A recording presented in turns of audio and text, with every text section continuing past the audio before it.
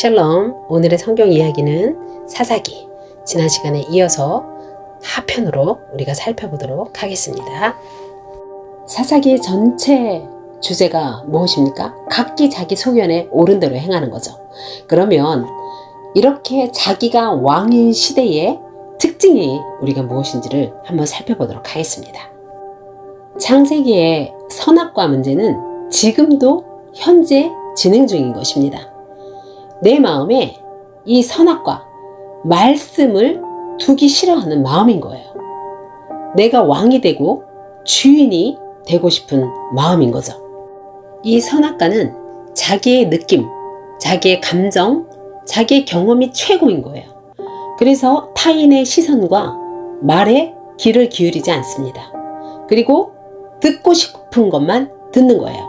성경도 마찬가지예요. 성경 말씀 전체를 보고 하나님의 마음을 느껴야 하는데 내가 듣고 싶은 것만 골라서 듣는 거예요. 그리고 미래보다는 현재만 즐기는 시대가 돼버린 거죠. 그래서 욜로 족석이라고 들어보셨어요? 저는 우리 조카들한테 이걸 들어보았는데 이것이 무슨 뜻이냐면 You are only live once 해가지고 한 번 사는 인생 마음껏 즐기자요. 그래서 내일이 없어요, 이들은. 그래서 좋은 옷, 또 화려하고 사치하고 마시고 먹고 노는 것에 자기 모든 인생을 투자를 합니다. 그리고 이 말씀을 들어도 자신에게 하는 그 레마의 말씀을 듣지 못하기 때문에 우리의 삶과 인격이 변화되지 않습니다. 그리고 말씀을 이게 영으로 듣질 못해요. 귀를 즐기는 신앙이 되다 보니 재미있는 예화나 이런 것들만 남게 되고 또 지식적인 설교와 혼을 깨우는 설교만 들으려고 한다는 거죠. 그러면 왜 사사시대가 자기가 왕이 된 시대가 되었을까요? 이 질문은 사사기의 문을 여는 아주 중요한 핵심이에요. 왜 하나님께서는 레위지파에게 땅을 주지 않았을까요? 하나님께서는 12개의 지파에 각각 레인 4명씩 가서 48개 성읍에서 흩어져 살게 하십니다. 그리고 그것에서 뭘 하라고 말씀하시냐면 하나님의 말씀을 가르치라. 12개의 지파가 이게 다 분권화가 되니까 문제도 많고 서로 도와주지도 않는 그런 불완전한 정치 시스템이었어요. 근데 이것을 왜 했느냐? 하나님께서는 이 12개가 아주 유나이트한 나라를 세우는 그런 확신을 가지시고 말씀으로 세워서 모든 승부수를 레위지파에게 걸었기 때문에 레위지파의 사명은 율법 교육과 말씀 통역이었다는 것이죠. 그래서 레위지파에게는 땅을 주지 않으셨던 거예요. 대신에 레위지파가 돈을 안 벌기 때문에 12지파의 너희들이 레위지파의 공급을 채워줘라. 절대 저 사람들이 먹고 사는 문제로 고민하지 않게끔 너희들이 채워줘라. 그리고 땅도 쓸 수 있는 공간도 언제든지 달라고 하면 줘라. 그 대신 레위지파 너희는 그 지역에서 벗어나면 안 된다. 죽을 때까지 거기 있어야 한다. 그리고 말씀 교육에 승부를 걸어라. 이것이 레위지파에 대한 하나님의 핵심이고 이것이 나라 운영에 대한 하나님의 뜻이었던 것입니다. 그래서 백성들이 궁금한 것 있으면 언제든지 레위지파에게 뛰어와서 상담하고 교제하고 또 문제들을 다 해결하라고 말씀을 한 거죠. 그런데 잘 됐을까요? 안 됐을까요? 안 됐겠죠. 레위지파도 내가 왕인 시대에 살고 있으니까 레위지파한테 백성들이 찾아와요. 그러면 뭐라 하냐면 나 먹기도 힘든데 그냥 가 이렇게 하니 레위지파에게 이 12지파들이 공급을 안 해주는 것입니다. 그러니 어떻게 합니까? 레위지파가 돈 벌러 나가는 거예요. 그래서 다른 지역에 가서 막 돈을 벌고 또 나중에는 이제 뒤에 나오겠지만 레위지파가 요랑하고 방황하고 여기저기 막 돌아다닙니다. 말씀이 완전히 땅에 떨어지고 없어지는 것입니다. 하나님의 말씀으로 다스리는 시대. 누굴 통해서요? 레위지파를 통해서요. 하나님의 뜻은 왕이 없이 말씀으로만 다스리는 나라. 그것이 곧 제사장 나라라는 겁니다. 말씀으로 세워지는 제사장 나라가 되면 모든 사람이 한 명도 억압당하지 않고 자유 가운데 잘 먹으면서 모든 시스템이 완벽한 것인데, 그러나 사람들은 말씀 듣기를 싫어해요. 지금도 마찬가지죠. 하나님께서는 이런 왕이라는 제도 없이 말씀으로만 다스리는 제사장 나라를 원하셨지만, 그러나 사람들은 말씀 듣기를 싫어하므로 레위 지파가 그 역할만 잘했더라면, 레위가 역할을 못하니 사사도 타락하고 사회 전체가 도덕성이 붕괴가 되는 것입니다. 자금의 우리나라 현실을 보니 더 안타깝고 회개가 되는 시간이네요. 이렇게 사탄은 가정과 교회를 허무는데 총력을 기울입니다. 가정의 공동체의 레의 역할은 아버지죠. 말씀으로 자녀 양육을 안 시키고, 또 교회 공동체에서는 레의 역할이 목회자들입니다. 그래서 성도들에게 영의 말씀을 선포하지 아니하면 우리의 모든 사사기의 끔찍한 일들이 나와 여러분에게 임한다는 사실입니다. 이제 뒤에 가면 토막살인 사건도 나오는데, 지금 이 뉴스 끔찍하게 일어나는 일들이 지금 사사기와 똑같이 일어나지 않습니까? 왜? 다 가정에서는 아버지가 말씀이고 뭐고 다 돈 벌러 나가고 정신없이 내 먹기 살기 힘들다. 자녀들은 방치하고, 교회는 영의 말씀 없이 그냥 건강 강좌하고 그냥 지식적이고 재미있는 설교하니, 이게 한국 교회와 우리 사회에 주는 메시지가 바로 사사기인 것입니다. 그리고 사람들이 다 드러나지 않게 이게 다 레위 지파 때문이야, 이게 다 목사 때문이야, 이게 다 교회 때문이야 이러면서 드러나지 않게 수근수근 하는 게 바로 이 사사기의 메시지라는 것입니다. 잠시 후에 우리가 삼손 이야기를 하겠지만, 레위기는 16장까지 삼손 이야기로 사사시대는 딱 끝이 납니다. 그런데 뜬금없이 별책부록으로 17장에서 그 21장까지의 주제가 바로 레위인의 이야기가 나오는데, 엉망진창으로 제 역할을 못하고 사는 사건들이 너무너무 적나라하게 드러나고 있습니다. 미가 신상 사건과 레위 첩사건을 통해서 보아라, 너희가 이렇게 하니 이 나라 꼴이 이렇게 된 것이 아니냐.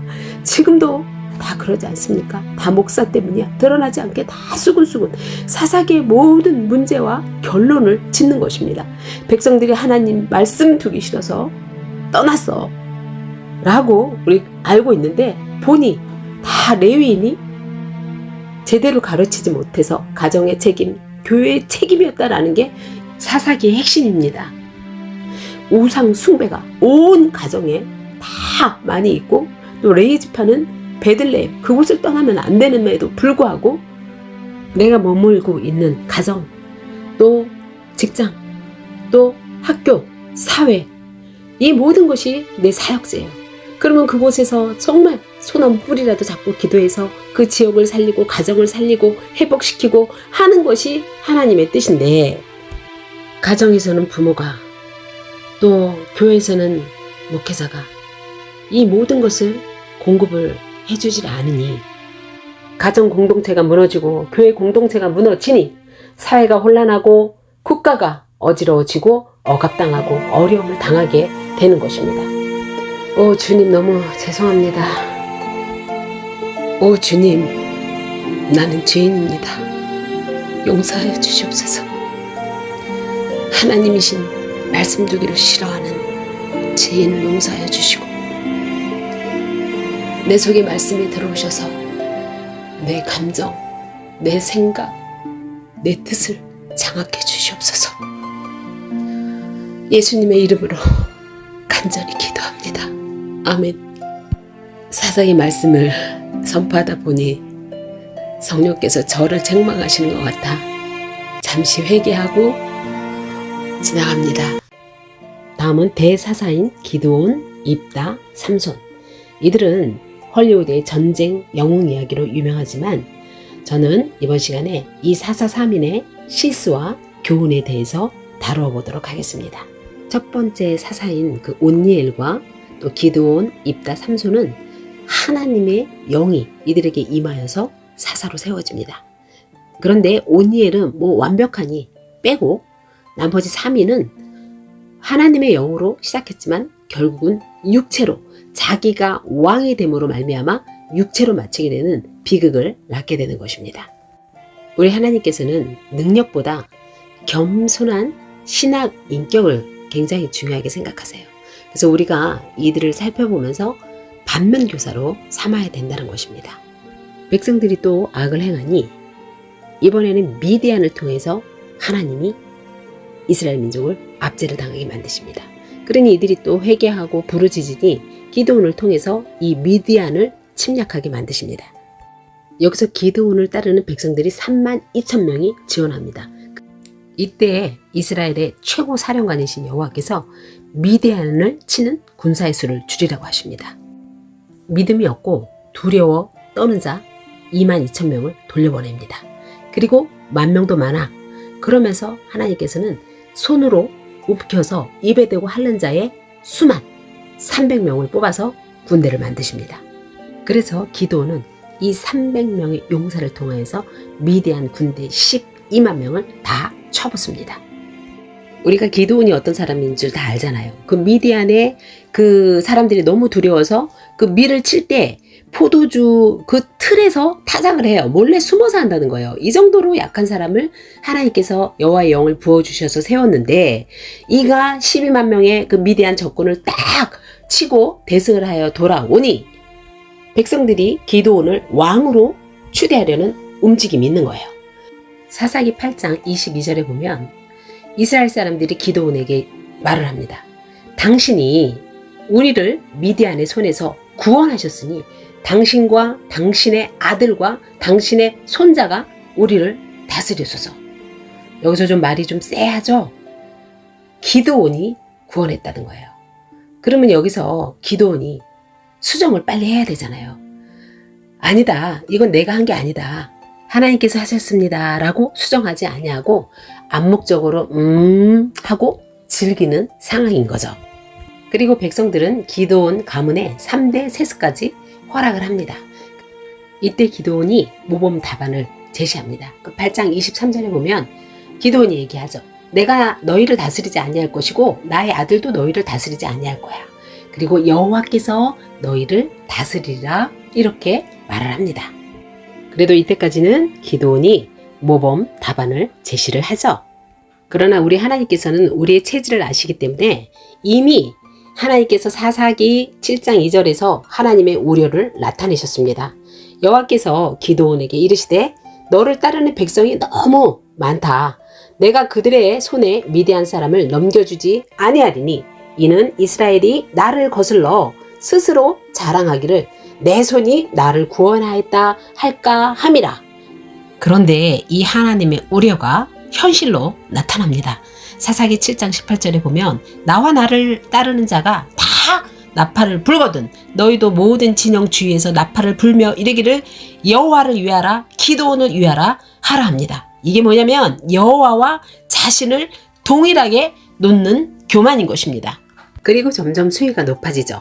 사사기 7장 20절에 보면 이 세 대가 나팔을 불며 항아리를 부수고 왼손에 횃불을 들고 오른손에 나팔을 들어 불며 외쳐 이르되 여호와와 기드온의 칼이다 하고 여호와와 동일시할 뿐만 아니라 하나님의 영광을 자신이 취하는 거죠. 가로채는 거죠. 내가 왕이 되면 나타나는 현상. 자, 이들에게 탈취한 그 귀고리를 가지고 오라고 합니다. 그리고 그 금 귀고리의 무게가 금 1700세겔이요. 그 외에 또 초승달 장식과 폐물과 미디안 왕들이 입었던 자색 의복과 또 그 외에 그들의 낙타목에 둘렀던 그 형님들께서 하시는 그 쇠사슬 있죠. 이런 거를 갖다가 다 탈취합니다. 이게 뭐냐면 결국 백성들에게 세금과 조국을 바치게 하는 것입니다. 입으로는 너희를 다스리지 않을 거야. 나는 여호와께서 너희를 다스릴 거야. 이렇게 하면서 행동으로는 왕 같은 삶을 사는 겁니다. 그리고 더 심각한 것은 사사기 8장 27절에 보면 기드온이 그 금으로 에봇 하나를 만들어 자기의 성읍 오보라에 두었더니 온 이스라엘이 그것을 음란하기 위함으로 그것이 기드온과 그의 집에 올마가 됩니다. 원래 에봇은 대제사장이 하나님의 뜻을 구할 때 입는 옷이었어요. 그런데 이것을 자기 고향 오브라에 두고 임의로 예배 장소를 만드는 거예요. 원래 제사는 하나님이 택한 곳에서 드리라고 말씀을 하셨지 않습니까? 그런데 이렇게 무질서 속에서 이스라엘은 점차 이방 우상을 숭배하는 길로 빠져들게 되는 거예요. 결국 기드온이 이 백성들에게 우상 숭배를 하는 원인을 제공했던 거죠. 결국 기드온은 자기가 왕처럼 행동하면서 사사기 8장 30절에 보면 기드온이 아내가 많음으로 그의 몸에서 낳은 아들이 70명이나 됩니다. 하나님이 아내를 많이 두지 말라고 분명히 말씀하셨잖아요. 그리고 더 기가 막힌 것은 아들 이름을 아비멜렉으로 장명을 해요. 아빌은 아버지란 뜻이고 멜렉은 왕이라는 뜻으로 내 아버지는 왕이다. 기가 막히죠? 이렇게 사사기는 기드온 이후에 영적으로 쫙 내리막길로 내려갑니다. 그리고 결국 그 아들 아비멜렉 또한 아버지가 죽고 왕이 되기 위하여서 자기 형제 70명을 죽이는 창극으로 쓴 열매를 맺게 됩니다. 다음은 암몬과 싸워 이긴 사사 입다에 대해서 알아보도록 하겠습니다. 입다는 우리나라의 홍길동 전과 똑같습니다. 기생의 아들로 태어나서 이 형제들한테 쫓겨나 이제 조폭의 삶을 살게 되죠. 형제들을 피하여서 자기 아버지를 아버지라고 부르지 못하고 잡류들과 섞여서 살게 됩니다. 이때 암몬이 쳐들어오자 입다를 장로들이 찾아와 사사로 세웁니다. 그리고 입다는 잘못된 서원을 함으로 인하여서 자기의 딸을 인신 제물로 바치는 이런 비참한 비극을 맞게 되죠. 싸우기 전에 입다의 서원 내용이 어떤 건지 우리가 한번 살펴보도록 하겠습니다. 자, 내가 이 싸움의 전쟁에서 이기게 해주시면 자신의 집에서 첫 번째로 나와 그를 맞이하는 자를 여호와께 번제로 바치겠습니다 라고 하나님께 서원을 합니다. 그런데 레위기 18장 21절에 보면 너는 결단코 자녀를 몰렉에게 주어 불로 통과하게 함으로 내 하나님의 이름을 욕되게 하지 말라. 나는 여호와라. 하나님은 사람을 제물로 바치는 것을 가장 싫어하신다고 분명히 말씀을 하셨어요. 그런데 이 입다는 그 활동한 지역이 어디냐면 암몬 지역이에요. 이 암몬 지역에는 몰래 그 인신으로 공양하는 이런 제사가 너무 성행했던 지역이었죠. 그런데 이 입다가 그곳에 다 가보니 그 우상을 숭배하는 게 너무 멋있는 거야. 이게 어떤 숭배냐면 이 몰렉은 어린 아이 있잖아요. 이것을 그 손에 여기 보세요. 그 번제로 다 토막을 내서 불에 태워서 드리는 것이 인신 제사인 것입니다. 그리고 그 밑에는 북이 있는데 그 북은 어린 아이들이 우는 소리를 못 듣게 하기 위해서 둥둥둥둥둥 치면서 소리가 그 안 들리도록 이렇게 북을 치게 되는 거죠. 그런데 이 사사가 이것을 보고 야 멋있어 나도 저렇게 해야지 하면서 오히려 세상 풍습을 멋지다고 생각하는 거예요. 이 인신 그 공양의 풍습은요, 이 전 세계에 굉장히 뿌리 깊게 지금 잡혀 있습니다. 그리고 우리나라도 그 심청전이 굉장히 미화돼서 이야기가 나오지만 그거 굉장히 비참한 그 인신 제사이거든요. 이렇게 사사마저도 세상 풍조의 영향을 받으니 일반 백성은 말할 것도 없는 거죠. 그리고 결국 딸을 제물로 바칩니다. 사사기 11장 35절에 보면 입다가 이것을 보고 자기 딸이 첫 번째로 나온 거예요. 자기 옷을 찢으면서 말할 때 어찌할꼬 내 딸이여 너는 나를 참담하게 하는 자다. 너는 나를 괴롭게 하는 자 중에 하나로다. 내가 여호와를 향하여 입을 열었으니 능히 돌이키지 못하리로다 하니 이렇게 얘기하는 거예요. 얼마나 이 말이 자기 중심적입니까? 이게 무심결에 자기 중심적인 모습이 다 드러나는 거예요. 자기 연민뿐만 아니라 딸 걱정은 전혀 없어요. 서원도 자기 중심, 해결도 자기 중심. 입다의 이런 경솔한 서원도 문제지만 근본 문제는 레위가 모세 오경을 제대로 가르치지 않았기 때문인 것입니다. 이러한 문제가 생기면 얼마든지 레위에게 찾아가서 상담하고 또 자기가 다니는 목사님 이렇게 해서 찾아가서 교제하고 하나님께 또 묻고 이러면 내가 잘못 서원했다. 그래 이러면서 방향을 새로 잡아주고 문제를 쉽게 해결될 것을 결국 자기 중심적인 이기적인 그런 내가 왕인 세상을 사는 사사마저도 부패하여 자기 딸을 죽이는 결과를 초래합니다. 사사기의 이야기는 결코 영웅담이 아닙니다. 이 사사 이야기들을 전부 헐리우드에서는 이렇게 영웅 전쟁 이야기로 만들지만 결코 영웅 이야기가 아니라는 것을 아셔야 합니다. 이제 하나님께서 이렇게 사사까지 타락하니까 비상수단으로 특별조치법을 발동하십니다. 나실인제도, 특별한 사사인 나실인 삼손을 세우십니다. 나실인이라는 뜻은 성별된 자, 바쳐진 자라는 뜻입니다. 이 아이는 태에서부터 그가 죽는 날까지 하나님께 바쳐진 나실인이 되는 거죠. 이 나실인이라는 것은 금지 규례가 있어요. 민수기 6장에서 우리가 살펴보았는데 첫째로 포도주와 독주가 금지되어 있습니다. 그리고 부정한 것을 만지고 먹는 것을 금지하고 또 머리 자르는 것이 금지되어 있습니다. 이 외에도 금지되는 상황이 굉장히 많이 있는 것입니다.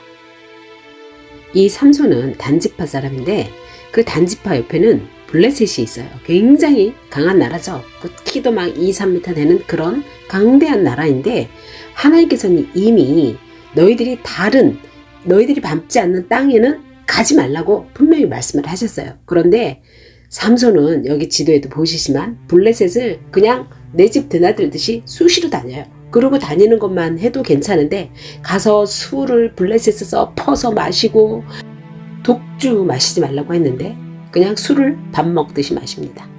그리고 삼손에게 여호와의 영이 강하게 임할 때 그가 손에 아무것도 없는데도 불구하고 그 사자를 염소 새끼를 찢는 것까지 그냥 찢습니다. 그런데 자기가 이 행한 일을 부모에게는 알리지 않아요. 그리고 블레셋에 가서 이방 여인을 맞이해가지고 오는 길에 그 사자가 죽어 있는 것을 봤어요. 그런데 그곳에 그 사자의 몸에 벌떼와 꿀이 있는 것을 그걸 먹지 말라는 금지사항을 또 꿀을 떠서 먹고 걸어옵니다. 나귀의 턱뼈로 1000명의 블레셋 사람을 죽입니다. 하나님께서 하지 말라고 하는 것은 골라서 합니다. 우리도 뭐 하나님 앞에 능력 받아서 뭐 불 받아서 뭐 병든 자 고쳐주고 뭐 귀신 쫓아내고 막 이런 능력 행하는 것도 있죠. 그러나 하나님께서는 이러한 능력보다 우리의 신앙, 인격의 중요성을 삼손 이야기를 통하여서 반면 교사로 삼으시라는 메시지를 보내주십니다. 이제 삼손이 가사에 가서 기생 들릴라를 만납니다. 결국 우리의 모든 내가 왕이다의 시대 속에서는 마음전쟁이에요. 그래서 들릴라가 삼손에게 이야기합니다. 당신의 마음이 내게 있지 않으면서 당신이 어찌 나를 사랑한다 하느냐. 이렇게 들릴라, 이거 세상이죠. 세상도 우리 마음을 요구하고 하나님께서도 우리의 마음을 요구하신다는 거죠. 중요한 것은 우리의 마음, 세상을 향해 있느냐 하나님을 향해 있느냐, 이 마음의 쟁탈전입니다. 이렇게 절제할 능력이 없는 시대를 살아가고 있죠. 하고 싶고 보고 싶고 가고 싶고 하고 싶은 것은 다 해야만 하는 시대. 그런데 이때 우리 세 가지를 조심하라고 합니다. 사람, 말, 장소. 자, 삼손 보았죠? 이방 여인 들릴라 기생 때문에 어떻게 해야 됩니까? 눈이 뽑힙니다. 그리고 말 조심. 자신의 비밀을 발설함으로 인해서 하나님이 주신 그 힘이 떠나가 약해지게 되는 것.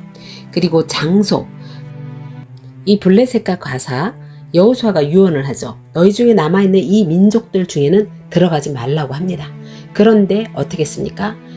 블레셋 가사를 그저 내 집 드나들듯이 드나들었던 거죠. 결국 삼손은 이 정욕을 제어하지 못하고 하고 싶은 대로 보고 싶은 대로 다 한 결과가 눈이 뽑힌 채로 블레셋 감옥에 들어가 맷돌을 돌리는 자가 됩니다.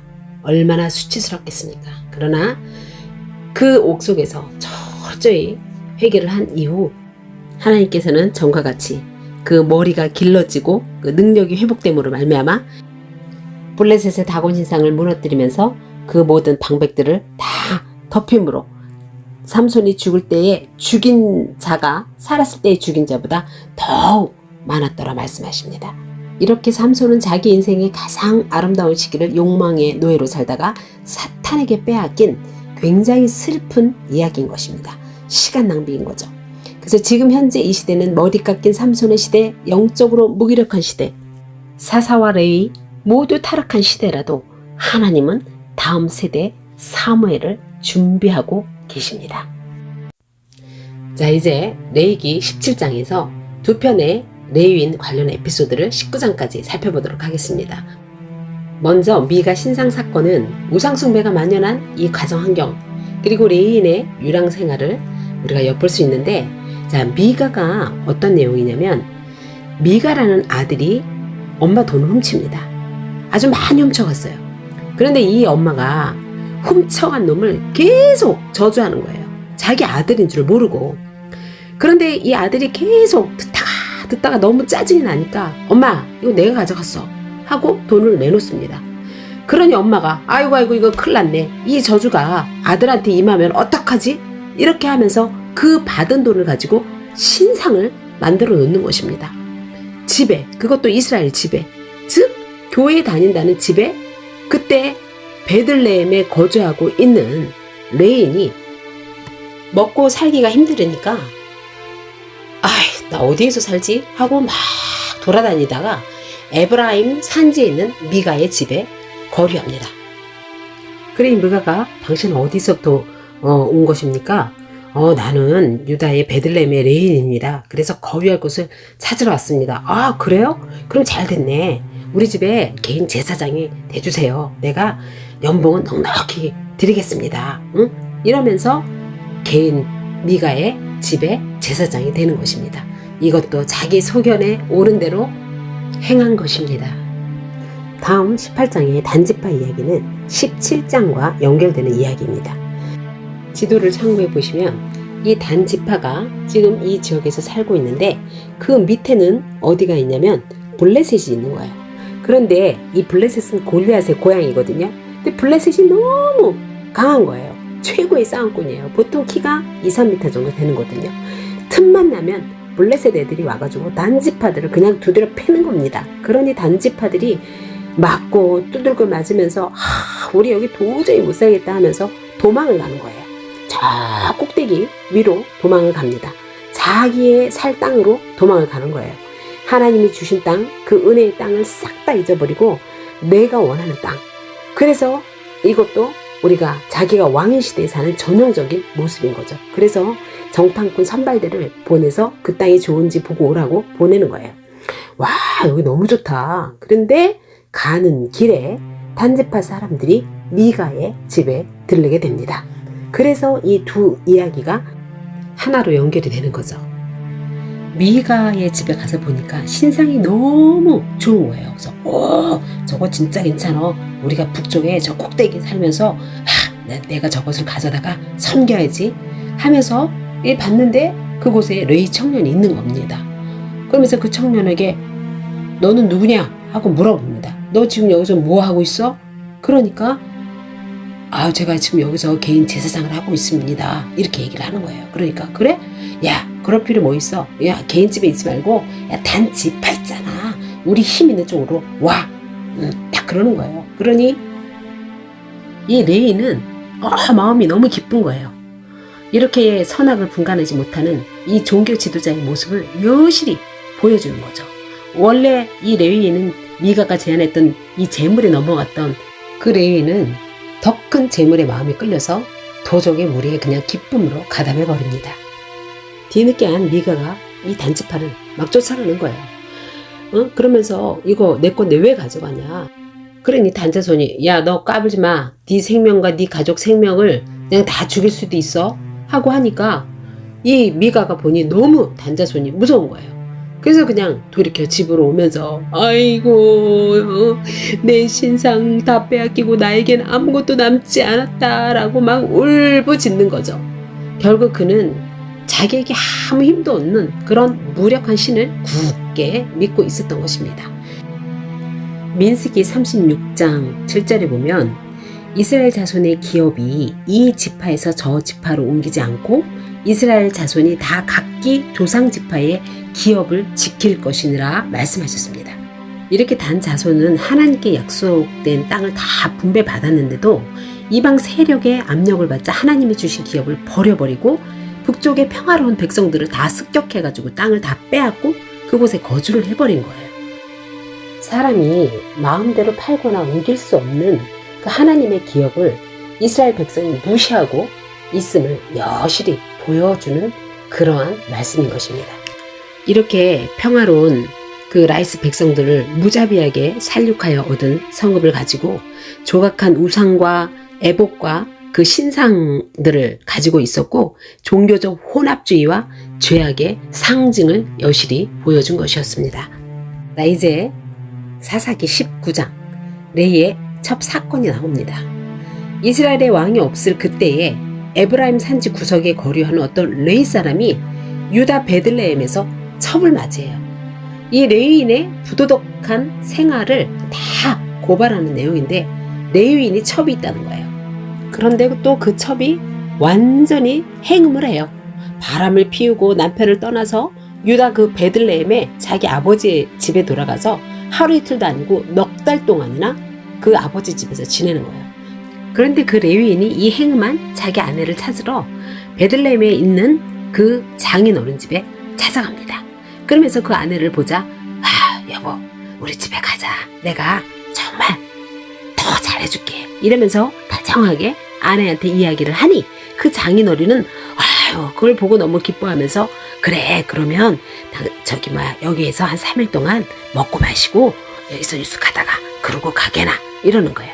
그래서 이제 또 넷째 날 아침에 이제 일찍 일어나 떠나려고 하니까 그 여자의 아버지가 또 사위에게 말이야, 자네 떡도 조금 먹고 또 그대의 기력도 좀 돋은 후에 길을 가게나 이러는 거예요. 그래서 또 자고 이제 5일째 되고 나서 가려니 장인어른이 또 머물러 하는 거예요. 그래서 안 됩니다, 아버지. 이제 일은 가겠습니다. 그러고서 오후 늦게 출발을 하는 거예요.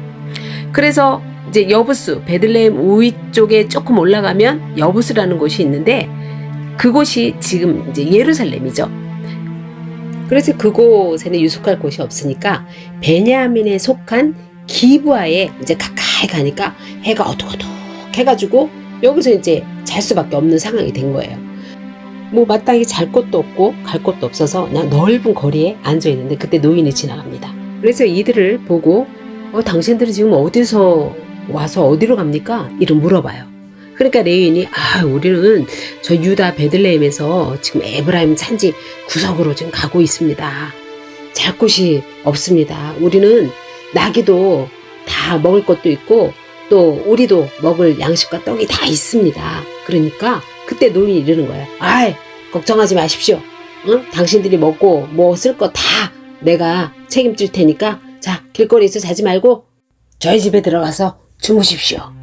그렇게 하면서 이들이 들어와서 발을 씻고 먹고 마시고 이제 마음이 즐거워서 이렇게 편안히 자려고 할 때에 갑자기 술 취한 불량배들이 그 집을 쫙 에워싸고 문을 쾅쾅쾅 두드리면서 집 주인 노인에게 야, 너희 집에 들어온 사람을 끌어내라. 우리가 그와 관계하리라. 그러니 그 노인이 나와서 내 형제들아, 내 부탁한다. 이런 악행을 저지르면 안 돼. 이 사람이 우리 집에 왔으니까 이런 망령된 일을 행하지 말아라. 그 대신 내 처녀 딸과 이 사람 첩을 줄게. 그 사람을 데리고 가서 너희들이 욕을 보이든지 너희 눈에 좋은 대로 행하되 오직 이 사람에게는 이런 망령된 일을 행하지 말라. 눈에 좋은 대로 마음대로 해라. 그런데도 그 불량배들이 집주인의 말을 듣지 않자 레위인은 자기 첩을 억지로 문 밖으로 내보내버립니다. 정말 이 사건은요, 기브아 사람들의 도덕적 타락뿐만 아니라 자신만을 보호하기 위해 힘없는 여인을 강제로 내쫓은 이 레위인의 비정한 이기주의가 너무 함께 엿보이는 거예요. 제가 이 말씀을 지금 선포하면서요, 가슴이 벌렁벌렁합니다. 그 밖으로 끌어낸 그 첩은 밤새도록 그 불량배들이 관계하고 능욕을 하고 이렇게 하다가 그 다음날 나와 보니 시체로 죽어 있는 것입니다. 그리고 더욱 기가 막힌 것은 이 레위인이 자기 집에 가서 그 죽은 아내를 12토막을 내가지고 12지파에게 이것을 다 보냅니다. 완전 소돔과 고모라 같은 도덕적 타락이 극심했던 거죠. 이 레위인이 이런 행위는 기브아 사람들의 죄상을 이스라엘 12지파에게 알리고 그에게 합당한 어떤 민족적 차원의 징계를 촉구하기 위한 것이었지만, 이 요청은 이것을 한 그 레위인, 이 당사자가 너무 이기적이고 무감각하다는 이 사실은 굉장히 모순적인 거 아니겠습니까? 이 이기적인 레위인은 12지파에게 자, 베냐민 이렇게 했어, 보아라, 그러니 뭐 난리가 난 거죠. 19장 30절에 보면 애굽 땅에서 올라온 날부터 오늘까지 이런 일은 일어나지도 아니하였고 보지도 못하였다. 이스라엘 지파들이 난리가 난 거예요. 그리고 서로 다 상의한 후에 총회가 열립니다. 그리고 이 총회에서 베냐민을 치자. 그러면서 베냐민을 부릅니다. 야, 너희들 베냐민 사과해 하니, 베냐민 입장에서는 아니 적반하장도 유분수지 하면서 나 못해 하고 나옵니다. 그러니까 이때 11지파와 베냐민 지파가 이제 싸웁니다. 11대 1로 싸우니 아무리 왼손잡이 장수가 많다 할지라도 하나님이 세우신 한 지파가 없어지게 생긴 것입니다. 다행히 림몬 바위로 피한 600명의 베냐민 남자들을 제외한 모든 베냐민 사람들을 죽였을 뿐만 아니라 자신의 딸들을 베냐민 사람에게 시집 보내지 않기로 맹세함에 따라서 베냐민 지파가 진멸의 위기에 처하게 된 것입니다. 바깥에서 이방 여자들을 만나게 해서 대를 이어가게 하겠다는 거죠. 이러한 이야기가 19장에서 21장까지 레인의 첩으로 시작해서 동족 상잔의 비극으로 끝납니다. 그리고 제일 중요한 사사기의 마지막, 그때에 이스라엘의 왕이 없으므로 사람이 각기 자기의 소견에 옳은 대로 행하였더라. 여기까지가 사사기입니다.